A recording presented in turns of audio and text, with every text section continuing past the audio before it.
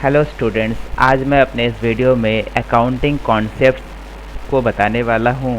Accounting concepts, double entry system, accounting system कहाँ से पैदा हुआ, डबल एंट्री सिस्टम क्या होता है, एसेट क्या होता है, लाइबिलिटी क्या होता है, वेस्ट बुक किस तरह से बनाते हैं, जर्नल बुक किस तरह से बनाते हैं, इन थोड़ी बेसिक चीज़ों को मैं आपको बताने वाला हूँ।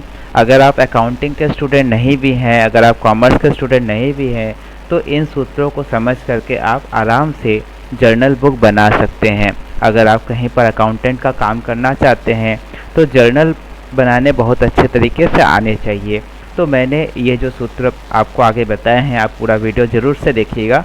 इसमें मैंने ऐसे ऐसे सूत्र बताए हैं जिसके थ्रू अगर आप अकाउंटिंग या कॉमर्स के स्टूडेंट नहीं भी हैं तो भी आप आराम से जर्नल बना सकते हैं।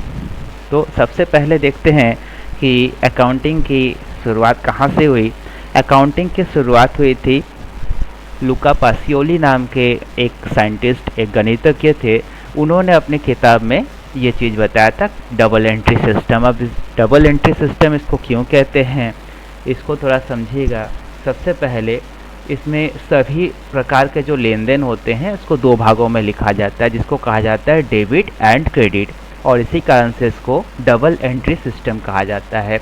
डबल एंट्री सिस्टम ही टैली में अप्लाई होता है, इसलिए इस चीज़ को समझना बहुत ही ज़रूरी है। अगर आप बेसिक कंप्यूटर ऑपरेटर का काम कहीं करना चाहते हैं तो आपको टैली की नॉलेज होनी ही चाहिए, उसके बिना जॉब मिलना बहुत ही मुश्किल होता है। इसलिए आप टैली की नॉलेज लीजिए। आप हमारे यहाँ कोर्स भी कर सकते हैं, आप हमारे इंस्टीट्यूट में टैली का सेपरेट कोर्स कर सकते हैं, या एडीसीए भी कर सकते हैं। एडीसीए में भी वही सेम टैली सिखाई जाती है जो आपको अलग से टैली के कोर्स में सिखाया जाता है। और नहीं तो आप इन वीडियोस को भी अगर आप ध्यान से देखिएगा तो उसमें भी आप काफ़ी कुछ सीख सकते हैं। तो आगे बढ़ते हैं, अकाउंटिंग के कॉन्सेप्ट क्या क्या होते हैं। अकाउंटिंग की जो कॉन्सेप्ट होती है, सिस्टम होती है, उसके अकॉर्डिंग हर चीज़ एक अकाउंट के रूप में लिखा जाता है। अकाउंट का अर्थ होता है कि कोई नाम, जैसे कि आप कंप्यूटर खरीद रहे हैं, आप मतलब कि आपकी जो कंपनी है वो अगर कोई कंप्यूटर खरीद रही है तो उसको कंप्यूटर अकाउंट बोलेगा। फर्नीचर खरीद रहा है, टेबल चेयर कुछ भी, तो उसको फर्नीचर अकाउंट के रूप में उसकी एंट्री करेगा। उदाहरण के लिए आप मान लीजिए कि कैश कंपनी के लिए, किसी भी कंपनी के लिए कैश ही सबसे इम्पॉर्टेंट होता है। कैश मतलब जो बॉक्स में रखा हुआ या तिजोरी में रखा हुआ जो पैसा होता है, समस्त नकदी, जिसको कैश अकाउंट कहा जाएगा। जो माल खरीदा जाता है उसको कहा जाता है परचेस अकाउंट। माल से समझ लीजिए जो रॉ मटेरियल जिसको हम खरीद रहे हैं, प्रोसेस करके बेचेंगे, और बेचने के समय उसी चीज़ को कहा जाएगा सेल्स अकाउंट। जितने भी तरह के खर्चे होते हैं, जैसे हमने कोई कंपनी खोल के रखी हुई है तो हम सैलरी देंगे, रेंट किराया देंगे, बिजली का बिल देंगे, मजदूरी देंगे, तो उन्हीं चीज़ों को अलग अलग नामों से लिखा जाता है। जैसे कि सैलरी अकाउंट हो गया, कि वेतन दिया, रेंट अकाउंट हो गया, इलेक्ट्रिसिटी अकाउंट हो गया, मजदूरी मतलब वेजेस अकाउंट हो गया। और आपकी अगर कोई कंपनी चल रही है तो आप, जाहिर सी बात है कि कुछ जगहों से आप कुछ चीज़ें खरीदेंगे और कुछ जगहों को अपना सामान बेचेंगे, तो उन कंपनियों को उन्हीं कंपनियों के नामों के साथ अकाउंट करके लिखते हैं। जैसे राम एंड ब्रदर हो गया, मोहन एंड सन हो गया। एक चीज़ ध्यान देने वाली बात है कि जो कंपनियों के नाम होते हैं उसके आगे अकाउंट शब्द नहीं लगाते। देखिए, जैसे मैंने कैश अकाउंट, परचेस अकाउंट ये सब लिखा हुआ है, यहाँ पर Ram and brother, Mohan and son ऐसे ही लिखा हुआ है। अब आगे बढ़ते हैं, कितने तरह के अकाउंट्स होते हैं। अभी जैसे मैंने बताया कि हर चीज़ एक अकाउंट के रूप में रखा जाता है, तो यहाँ पर अकाउंटिंग सिस्टम में तीन तरह के अकाउंट होते हैं। जैसे देखिएगा, यहाँ मैंने तीनों के नाम लिखे हुए हैं। सबसे पहला अकाउंट होता है पर्सनल अकाउंट। किसी व्यक्ति या कंपनी के नाम पर जो एंट्रीज होती हैं उनको पर्सनल अकाउंट कहेंगे। जैसे अभी अभी जो हमने लिखा था, Ram and sons account, Mohan brother account, इस तरह से। रियल अकाउंट होते हैं जो रियल, वास्तविक चीज़ें, जिसका कोई वेट होता है, भार होता है, जिसकी कोई फिजिकल एग्जिस्टेंस होती है, उनको कहा जाता है रियल अकाउंट। जैसे कि कंप्यूटर अकाउंट हो गया, कैश अकाउंट हो गया, मशीन अकाउंट हो गया, ये सारी चीज़ें रियल अकाउंट के अंतर्गत आती है।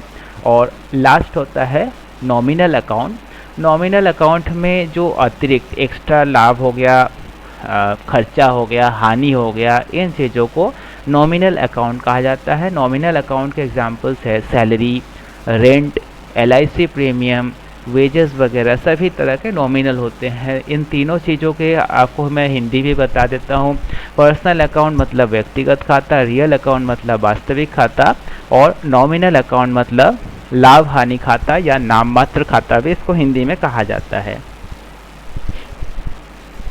अब अकाउंटिंग से रिलेटेड एक और बहुत ही इम्पॉर्टेंट चीज़ होती है एसेट एंड लायबिलिटी। एसेट का अर्थ होता है संपत्ति। आपकी कंपनी की जो भी संपत्ति है उसको एसेट कहा जाता है, जैसे कि cash account, computer account, machine, building, bank, जो भी कुछ आपकी संपत्ति मतलब आपकी कंपनी की संपत्ति है वो कहा जाएगा एसेट। और लायबिलिटी का अर्थ होता है देनदारी, जैसे कि लोन्स हो गए, बिल्स हो गए, ये सब चीज़ें आपकी कंपनी की लायबिलिटी होती है। दो चीज़ें बहुत ध्यान से देखिएगा कि एसेट और लायबिलिटी।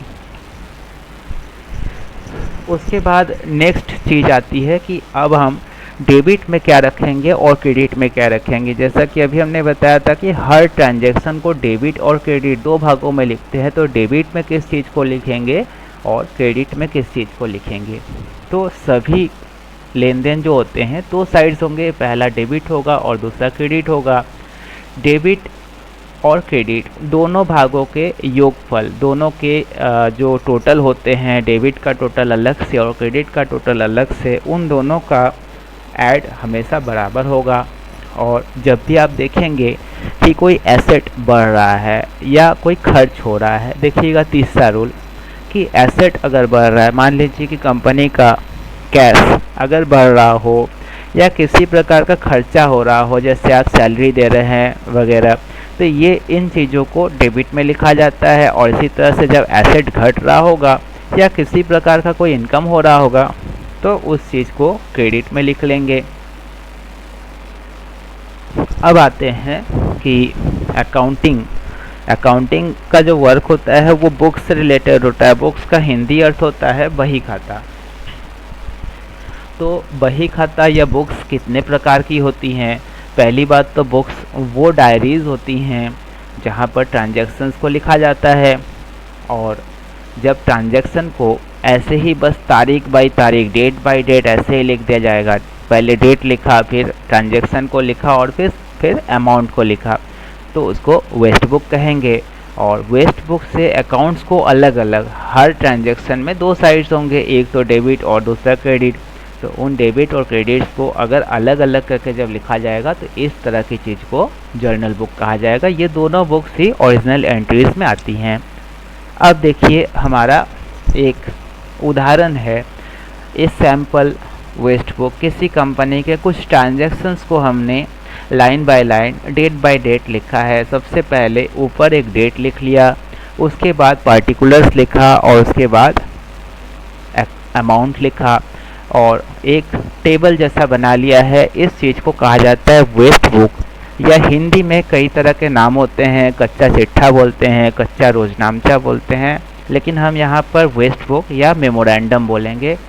और यहाँ पर देखिएगा तारीख हमने डाला हुआ है 1/4/2019, बिजनेस स्टार्टेड विथ कैश, और अमाउंट डाल दिया है 2 लाख रुपया। फिर 2 तारीख को दिया है 2/4/2019, पेड रेंट मतलब भाड़ा दिया है, किराया दिया है। उसके बाद 3/4/19 को परचेस गुड्स फ्रॉम अनिल नाम के कंपनी से परचेस किया है। 4 तारीख को फिर से परचेस किया है, लेकिन इस बार कैश में। इस वाले में उधार में परचेस हुआ है, जबकि इस वाले में जब कैश लिख दिया गया है तो इसका मतलब है कैश में परचेस हुआ है। इसी प्रकार से अगली तारीख को सुनील नाम के कंपनी से उधार में सामान बेचा गया है 40,000 रुपये का।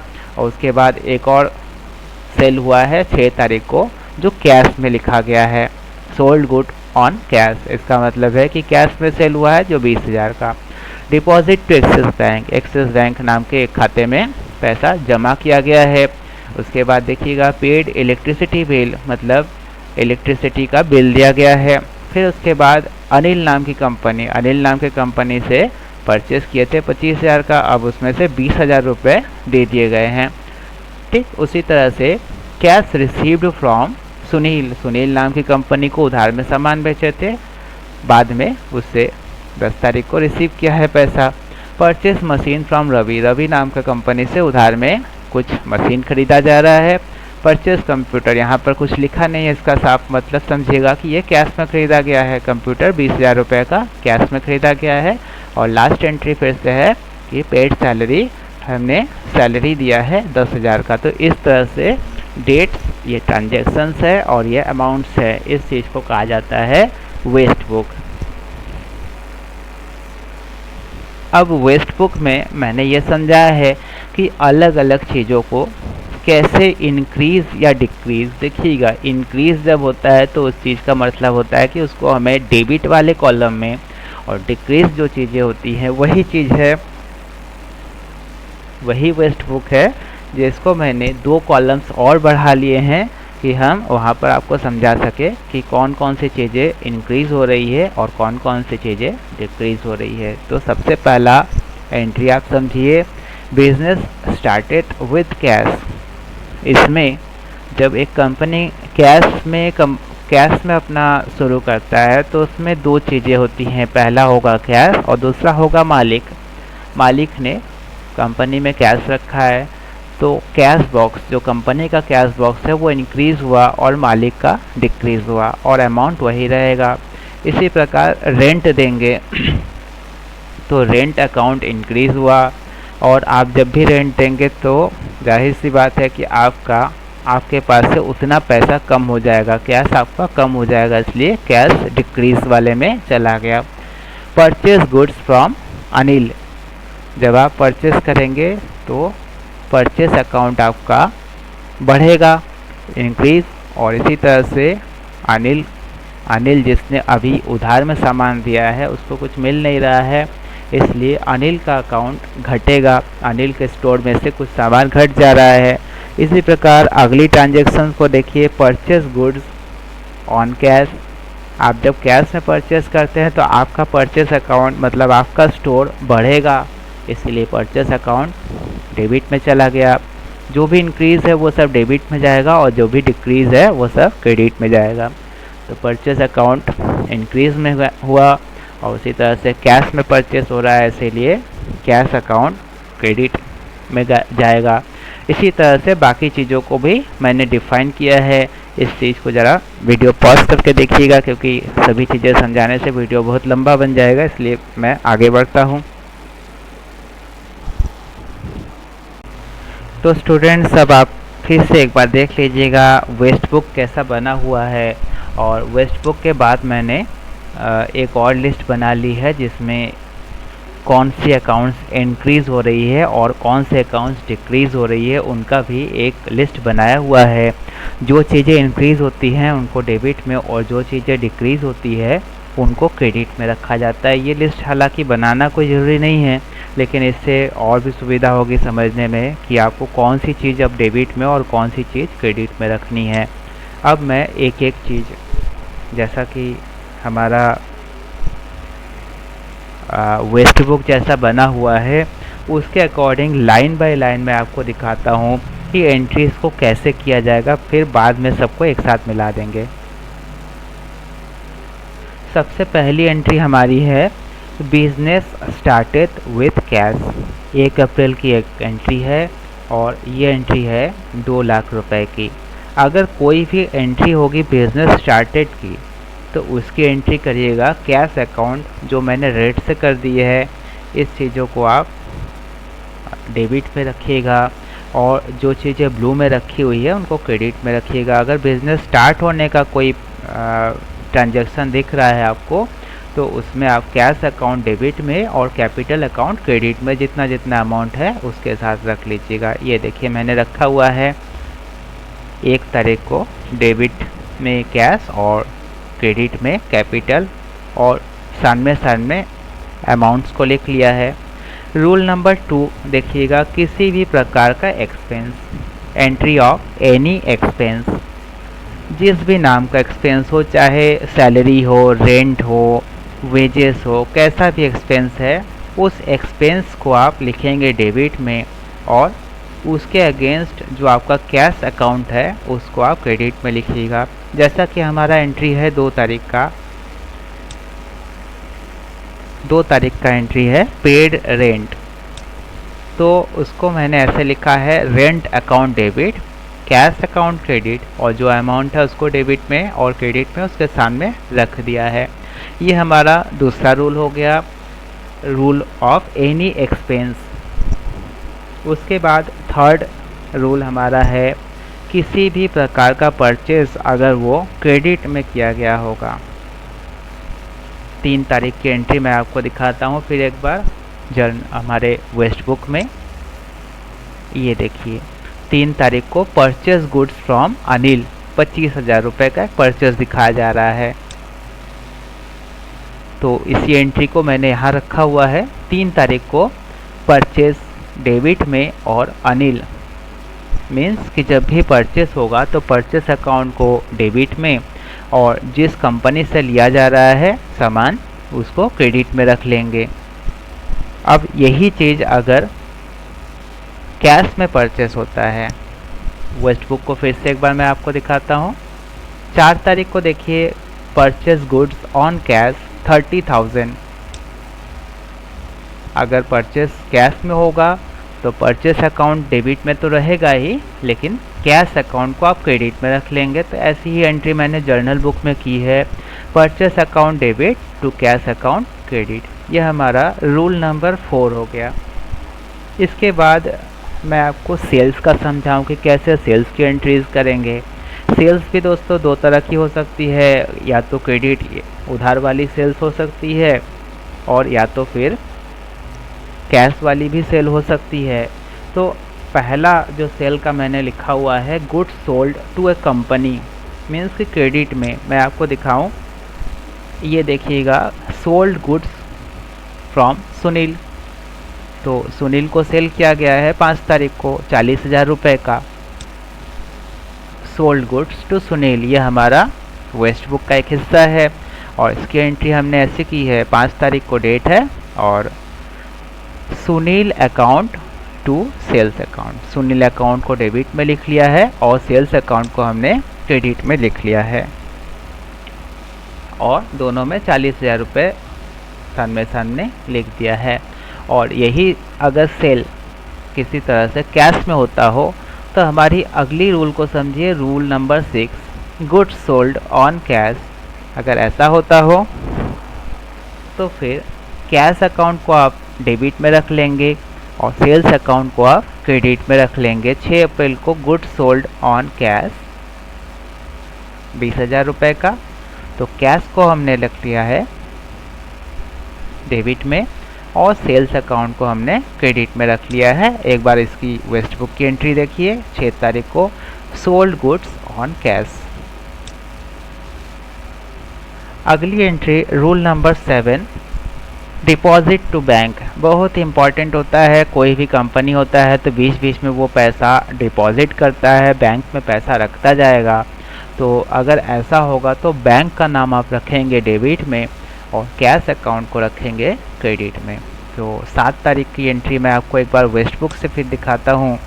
वेस्ट बुक में देखिए 7 तारीख को लिखा गया है डिपॉजिटेड टू एक्सिस बैंक 20,000 रुपये, जो मैंने यहाँ पर लिखा हुआ है। और इसकी जो जर्नल एंट्री है वो होगी Axis bank debit to cash account credit. ऐसे मैंने बना दिया है। 8वां रूल कैश पेड। अभी जैसा कि आपने थोड़ी देर पहले देखा था कि अनिल नाम की कंपनी से परचेज़ किया गया था 25,000 का। अब उसी अनिल नाम की कंपनी को 9 तारीख को कुछ पेमेंट किया जा रहा है, तो वही एंट्री यहाँ पर की गई है cash paid to some company. अगर किसी कंपनी को कैश पे किया जा रहा है तो उस कंपनी का नाम डेबिट में डाला जाएगा और क्रेडिट में डाला जाएगा कैश को। तो कैश पेड टू अनिल, इस एंट्री को हमने कैसे किया है Anil account debit to cash account credit. अब रूल नंबर 9, अगर किसी कंपनी को हम कुछ सेल करते हैं उधार में तो बाद में वो कुछ पैसा पेमेंट करता है, तो सेम वही चीज़ है कि cash receive from some company. तो यहाँ पर देखिएगा 10 तारीख को दिया हुआ है कैश रिसीव्ड फ्रॉम सुनील, जैसा कि वेस्ट बुक में भी आप देख सकते हैं 10 तारीख को कैश रिसीव्ड फ्रॉम सुनील की बात कही गई है।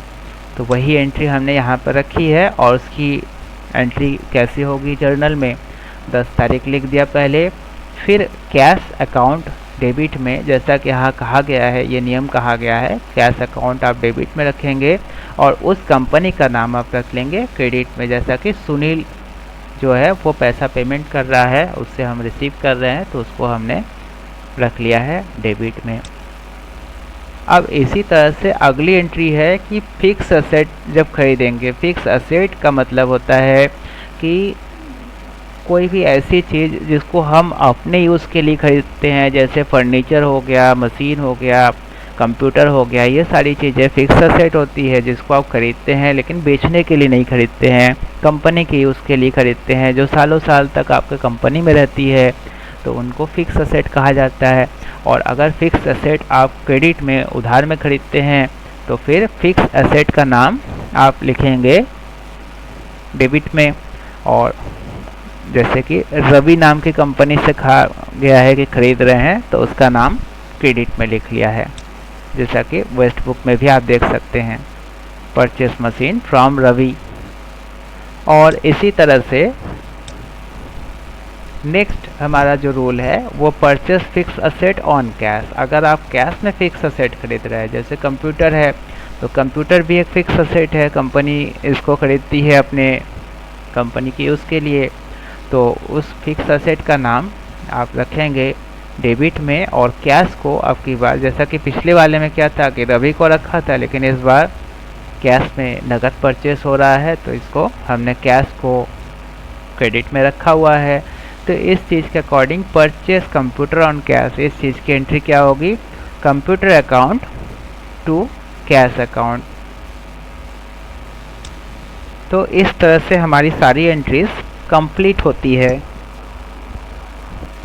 अब जितनी भी एंट्रीज हमने बना ली थी अपने एक एक करके, जो मैंने आपको समझाया 11 रूल्स के हिसाब से जितनी भी एंट्रीज कर ली हैं, कुछ एंट्रीज को मैंने रूल में नहीं बताया था क्योंकि वो रिपीट हो रहा था।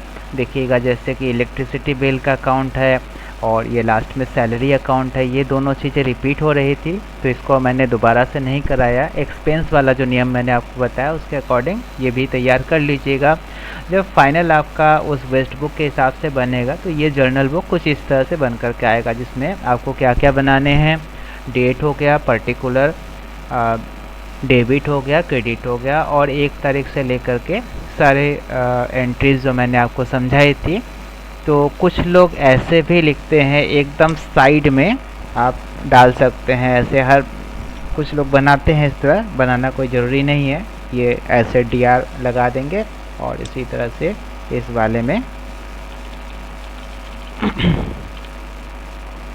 ऐसे CR कुछ लोग बनाते हैं इस तरह का, तो ऐसा कोई ज़रूरी नहीं है करना। और 1 तारीख को cash account debit to capital credit, 2 तारीख को रेंट डेबिट कैश क्रेडिट, 3 तारीख को परचेस डेबिट अनिल क्रेडिट, 4 तारीख को परचेस डेबिट कैश क्रेडिट, 5 तारीख को सुनील डेबिट सेल्स क्रेडिट, 6 तारीख को कैश डेबिट सेल क्रेडिट, 7 तारीख को Axis bank debit cash credit, 8 तारीख को electricity bill account debit to cash account credit, 9 तारीख को Anil debit to cash credit, 10 तारीख को cash credit to Sunil credit, 11 तारीख को मशीन डेबिट रवि क्रेडिट, 12 तारीख को कंप्यूटर डेबिट कैश क्रेडिट और 13 तारीख को सैलरी डेबिट कैश क्रेडिट। और एकदम लास्ट में इधर वाले डेबिट और इधर वाले डेबिट और इधर वाले क्रेडिट सबका ऐड भी कर दीजिएगा। ये एक तरह से ज़रूरी नहीं है, टैली में इसकी एंट्री होती नहीं है, बस ये एक फॉर्मेलिटी है करने का, तो इस तरह से बनाया जाता है। और कुछ लोग एक बीच में एक LF करके कॉलम भी बनाते हैं जो पार्टिकुलर्स के बाद वाले में होता है, तो इस तरह से जर्नल तैयार करते हैं। जो मैंने आपको वेस्ट बुक दिखाया था, एक बार फिर से मैं आपको वेस्ट बुक दिखा देता हूँ।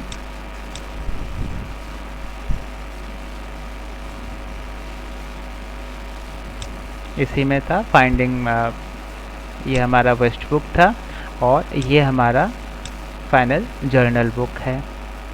और जर्नल बुक से अब इसको टैली में कैसे डालेंगे ये मैं आपको अपने नेक्स्ट वीडियो में दिखाऊंगा। तो मेरा नेक्स्ट वीडियो देखिएगा ज़रूर से, जिसमें मैं आपको बताऊंगा कि इस चीज़ को टैली में कैसे डालते हैं। बेस्ट कंप्यूटर एजुकेशन में अपना समय देने के लिए बहुत बहुत धन्यवाद। हमारी बाकी की वीडियोस भी देखते रहिए, उसमें मैंने वर्ड, एक्सेल ये सारी चीज़ें भी समझाई हैं। बहुत सी चीज़ें ऐसी है जो आपको मैं इंस्टीट्यूट में नहीं समझा पाया हूँ, शायद कुछ छूट गया होगा, तो वो सब चीज़ें भी आप देखते रहेंगे। और आज जो मैंने आपको वीडियो दिखाया है उससे आप कॉमर्स के स्टूडेंट हो या कॉमर्स के नहीं भी हो तो भी आप अकाउंटिंग का काम, टैली का काम कर सकते हैं। बेस्ट कंप्यूटर एजुकेशन में अपना समय देने के लिए आप सबका बहुत बहुत धन्यवाद।